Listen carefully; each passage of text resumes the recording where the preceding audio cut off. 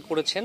আমরা 2024 সালের 1 ফেব্রুয়ারি থেকে 2025-এর আজকের দিন পর্যন্ত, অর্থাৎ 1 ফেব্রুয়ারি পর্যন্ত ইনফ্যাক্ট আমরা যে পরিমাণ মাদক ধরেছি সেটাই আমরা ধ্বংস করার একটা আনুষ্ঠানিকতার কার্যক্রম শুরু করেছি।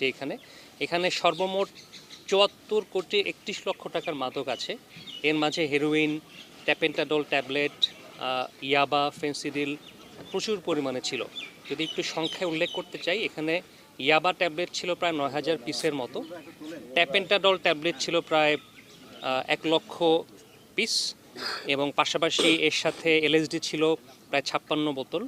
এরকম পাতার বিড়ি, গাঁজা প্রায় 150 কেজি থেকে 950 কেজির মধ্যে বিভিন্ন সংখ্যায় ছিল। তো মোটামুটি যেটা আমরা উল্লেখ করতে চাই, মাদকের সংখ্যা যেটা আপনারা দেখছেন এবং যেটা আমি বলেছি প্রায় 74 কোটি টাকা, এটা যে চাহিদা, যে পরিমাণ